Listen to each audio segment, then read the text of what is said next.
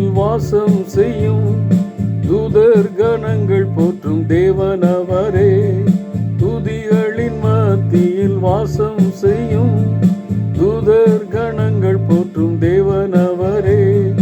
வேண்டிடும் பக்தர்களின் கூரைகள் கேட்கும், வேண்டிடும் பக்தர்களின் கூரைகள் கேட்கும். திக்கற்ற பிள்ளைகளின் தேவனவரே, திக்கற்ற பிள்ளைகளின் தேவனவரே. அவர் எந்தன் சங்கீதமானவர், பலமுள்ள கோட்டையுமா, ஜீவனின் அதிபதியான அவரை ஜீவிய காலமெல்லாம் வாழ்த்திடுவோம். ஜீவனின் அதிபதியான அவரை ஜீவிய காலமெல்லாம் வாழ்த்திடுவோம். அவர் எந்தன் சங்கீதமானவர்.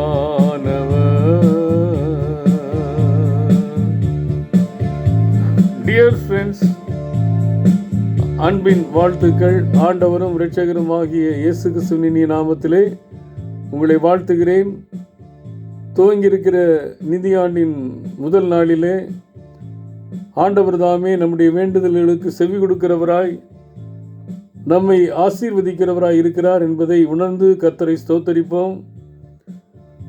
ஏப்ரல் 1 என்பது ஒரு விசேஷமான நாள். ஒரு ஆண்டிலே இன்னொரு ஆண்டு, ஜனவரி மாதம் துவக்கத்தை புதிய ஆண்டாக கொண்டாடுகிற நாம் ஏப்ரல் மாதத்தின் துவக்கத்தை ஒரு நிதியாண்டாக துவக்கதற்கு ஆண்டவர் கிருபை செய்திருக்கிறார். ஒரு சிறப்பான நாள். பொதுவாகவே தொழில் முனைவோர்களுக்கு இது முக்கியமான நாளாக நாம் கருதுகிறோம். ஆனால் அவர்களுக்கு மட்டுமல்ல, நிதி சார்ந்த நிறுவனங்களுக்கும் திருச்சபைக்கும் மிஷனரி இயக்கங்களுக்குமே இது இலக்கை நோக்கி பயணிப்பதற்கான துவக்க காலம். ஆனாலும் இது தொழில் முனைவோர்களை குறித்து நாம் மிகுந்த அக்கறையோடு ஜெபித்து அவர்கள் துவங்குகின்ற புதிய கணக்குகள், புதிய இல்கைகள், இவற்றையெல்லாம் கர்த்தர் ஆசீர்வதிக்க வேண்டும் என்று சொல்லி ஜெபிக்கிற அதே நேரத்திலே நம்முடைய திருச்சபை மற்றும் மிஷனரி இயக்கங்கள் ஊழிய பாதையிலே இலக்கை வைத்து செயல்படுகின்ற அனைத்து இடங்களிலும் இந்த நிதியாண்டின் துவக்கம், கடந்து போன நிதியாண்டிலே நாம் சாதித்தவைகளை நினைத்து பார்க்க, ஆண்டவரை துதிக்க, அதோடு சாதிக்க முடியாத காரியங்களிலே பின்னடைவு நிகழ்ந்த காலங்களை நினைத்து பார்த்து எவற்றிலே பின்னடைந்திருக்கிறோம், எவற்றை சீர்படுத்த வேண்டும் என்பதை ஆண்டவருடைய சமூகத்திலே அமர்ந்து மனதார அதை ஒத்துக்கொண்டு இந்த புதிய நிதி ஆண்டிலே தொழிலில் மட்டுமல்ல ஊழிய பாதையிலும் நாம் சென்றடைய வேண்டிய இலக்கை சரியாக சென்றடைவதற்கு தேவ கிருபை நமக்கு வேண்டும் என்று சொல்லி வேண்டுதலோடு கூட நாம் இந்த புதிய நாளை துவக்குவோம், புதிய நிதியாண்டை துவக்குவோம். கர்த்தர் நம்மோடு இருக்கிறார். சங்கீதம் 20 சங்கீதத்தை இன்றைக்கு அதிகாலையிலே தியானிப்பதற்கும் அதை தொழில் நிறுவனத்திலே பகிர்ந்து கொள்வதற்கும் ஆண்டவர் கிருபை செய்தார். அதில் 4வது வசனம் சொல்கிறது, ஆண்டவர் உமது விருப்பத்தின்படி, மன விருப்பத்தின்படி உமக்கு தந்தருளி உமது ஆலோசனைகளை எல்லாம் நிறைவேற்றுவராக. ஆண்டவர் நம்முடைய மன விருப்பத்தை அறிந்திருக்கிறவர். நாம் நம்முடைய மன விருப்பத்தை அவரிடத்திலே சமர்ப்பிக்கும் பொழுது ஆண்டவர் அவருடைய சித்தத்தின்படி அதை தந்தருளி நம்முடைய ஆலோசனைகளை அவர் நிறைவேற்றுகிறவராய் இருக்கிறார் என்பதைத்தான் சங்கீதக்காரன் சொல்கிறதை பார்க்கிறோம். இந்த சங்கீதம் பொதுவாக யுத்தத்துக்கு செல்வதற்கு முன்பாக தாவீதாலே எழுதப்பட்டது. 21 சங்கீதம் யுத்தத்திற்கு சென்று வெற்றி வாகை சூடினதுக்கு பின்பாக அந்த மகிமையை ஆண்டவருக்கு சமர்ப்பிப்பதற்காக எழுதப்பட்ட சங்கீதம். 20, 21 ரெண்டையும் நாம் தியானிக்க வேண்டும். 20வது சங்கீதம் யுத்தத்துக்கு போவதற்கு முன்பாக நாம் என்ன செய்ய வேண்டும் அப்படின்னு சொல்லி கற்றுக் கொடுக்கிறது. ஒருவேளை இன்றைக்கு நம்ம பணி செய்கின்ற, அதாவது ஆண்டவருடைய ஊழிய பணியும் கூட இன்றைக்கு யுத்தம் போல தான் இருக்கிறது. நாம் செய்கின்ற தொழிலும் கூட அநேக மனிதர்கள் நமக்கு எதிராக இல்லாவிட்டாலும் அநேக சூழ்நிலைகள் நமக்கு எதிராக வருகிறது. அதை எதிர்த்து நாம் யுத்தம் பண்ணி போராடி ஜெயிப்பதற்கு தேவ ஆவியானவர் பலன் கொடுக்க வேண்டும். ஊழிய பாதையிலே மனிதர்கள் மட்டுமல்ல, சரீர பிரகாரமான வியாதிகள் கூட இன்றைக்கு ஊழியத்தை செய்ய முடியாதபடி எதிர்ப்பாக இருக்கிறது. எல்லோருக்கும் இந்த சங்கீதம் ஒரு பொருத்தமாக அமைந்திருக்கிறது. இதில் முதலாவது நாம் 3 தலைப்பை தியானிக்கும் பொழுது, தாவீதினுடைய ஒரு கூட்டம் ஜெபிக்கும் கூட்டமாக இருந்தது. போருக்கு செல்கிற ஒரு தாவீது சோல்ஜர்ஸு, ஆனால் அனுப்பி வைக்கிற மக்கள் கூட்டமோ அவர்களை அனுப்பி வைத்து ஜெபிக்கிற கூட்டமாக இருந்தது. 2வது பகுதி என்ன சொல்லப்பட்டிருக்கிறது? தலைவன் ஆண்டவரை நம்பி செல்ல வேண்டும். அவன் யுத்தத்துக்கு போனாலும் சரி, தொழில ஆரம்பித்தாலும் சரி, ஊழியத்தை செஞ்சாலும் சரி, அனுப்பி வைத்த மக்கள் ஜெபிக்க வேண்டும். அது புறப்பட்டு போகின்ற தனி மனிதன் ஆண்டவரையே நம்பி சார்ந்து வாழ வேண்டும்.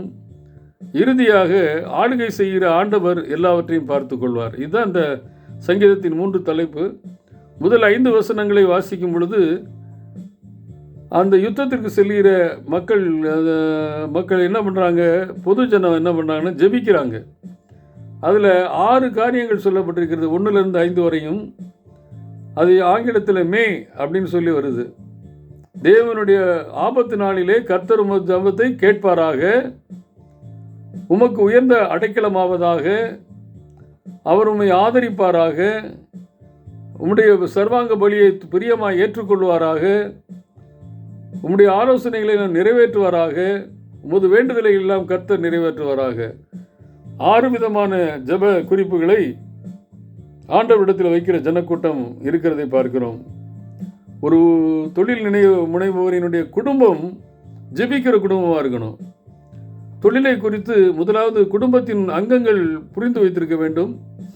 தொழில் செய்கிற ஆண் மகன் மட்டுமல்ல, இல்லை பெண் மகன் மட்டுமல்ல, குடும்பமே அந்த தொழிலை குறித்த அறிவை பெற்றிருக்கணும். என்ன நடக்குது, அந்த தொழிலில் உள்ள முன்னேற்றங்கள் என்ன, பின்னேற்றங்கள் என்ன, தடைகள் என்ன, எதிர்பாராத சூழ்நிலைகள் என்பதை குடும்பமாக உட்கார்ந்துருந்து ஆண்டவரிடத்தில் வைக்கும் பொழுது, குடும்பம் என்ன பண்ணும்னா தொழில் செய்பவருக்காக ஜெபிக்கும்.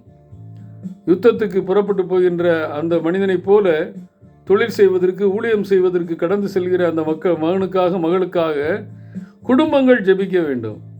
அந்த குடும்பங்கள் ஜெபிப்பதை குறித்து தான் 20ஆம் சங்கீதம் முதல் 5 வசனத்திலே நாம் கற்றுக்கொள்கிறோம்.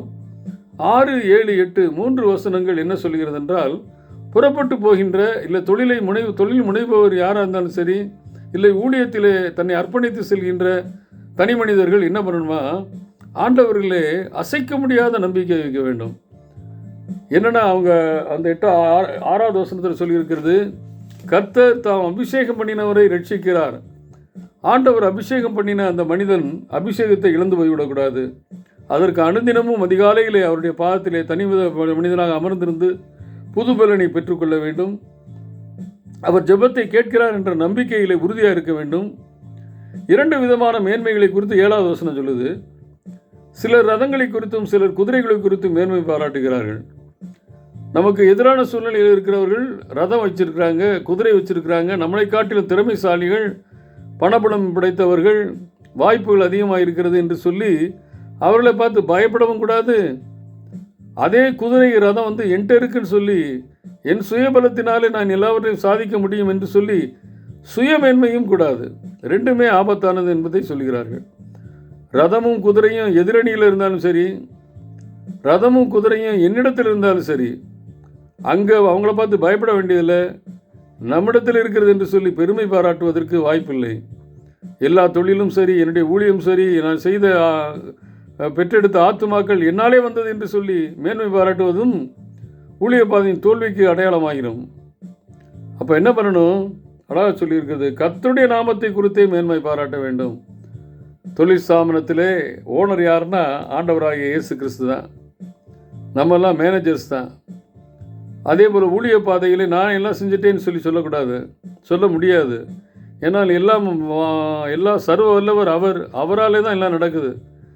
இந்த பொதுவான ஆண்டவரை குறித்த மேன்மை மட்டுமே நம்மளுக்கு பிரதானமாக இருக்கணும். இல்லைன்னா தோற்று போவோம். இறுதியாக என்ன சொல்லப்பட்டிருக்கிறது, எல்லாரும் சேர்ந்து கர்த்தாவே ரட்சியும், நாங்கள் கூப்பிடுகிற நாளிலே ராஜா எங்களுக்கு செவி கொடுப்பாராக. அப்படின்னா என்ன அர்த்தம், என்னை ஆளுகை செய்கிறவர் கர்த்தர், நாங்கள் உம்மைத்தான் நோக்கி கூப்பிடுவோம், நீர் தான் எங்களுக்கு விடுதலை தர வேண்டும், நீர் தான் எங்களுக்கு ஆசீர்வாதத்தை தர வேண்டும். இப்படி கர்த்தரை சார்ந்து வாழும் பொழுது தாவீதை பொறுத்தவரையில் தன்னுடைய ராஜ்யத்தை எல்லையை விரிவாக்க வேண்டும் என்று சொல்லி அவன் போரிடவில்லை. தன்னுடைய ஜனங்களை காக்க வேண்டும் என்பதற்காக தான் அவன் போரிட்டான். இன்றைக்கும் கூட நம்முடைய தொழிலின் எல்லையை, ஊழியத்தின் எல்லையை விரிவாக்கம் செய்யும் பொழுது எதிராளிகளிடத்திலிருந்து களவாண்டக்கூடாது, இல்லை எதிராளிகள் மடிந்து போய் நான் ஜெயிச்சிடக்கூடாது. எனக்கென்று ஒரு தனி பாதையை ஆண்டவர் வைத்திருக்கிறார். அந்த எல்லையை ஆண்டவருடைய சித்தத்தின்படி விரிவாக்கம் செய்யும் பொழுது அங்கு உலகப்பிரான ஆசீர்வாதம் இருக்கும், ஆத்தும அறுவடையும் இருக்கும். இன்றைக்கு துவங்குகிற இந்த புதிய நிதி ஆண்டிலே நீங்கள் கையிட்டு செய்கின்ற காரியங்களிலே கர்த்தர் மேன்மை தரவும், நீங்கள் புறப்பட்டு சென்று ஊழியம் செய்கிற இடங்களிலே புதிய ஆத்துமாக்கள் கொள்ளை பொருளாய் கொடுக்கவும் வேண்டுதல் செய்கிறோம். கர்த்தர் தாமே இந்த நிதி ஆண்டிலே ஒரு புது பலனை பெற்றுக்கொள்ள, புது அறுவடையை பெற்றுக்கொள்ள, ஒரு மிகப்பெரிய எழுப்புதலை பெற்றுக்கொள்ள, நம்முடைய ஊழிய பாதையிலும் தொழிலிலும் ஒரு முன்னடைவை காண, கடந்த நாட்களின் தோல்விகள் வெற்றியாய் மாறுவதற்கு கர்த்தர் தாமே கிருபை செய்வாராக. அவர் உங்கள் மன விருப்பத்தின்படி உங்களுக்கு தந்தருளுவார், உங்கள் ஆலோசனைகளை எல்லாம் நிறைவேற்றுவார். ஆமேன்.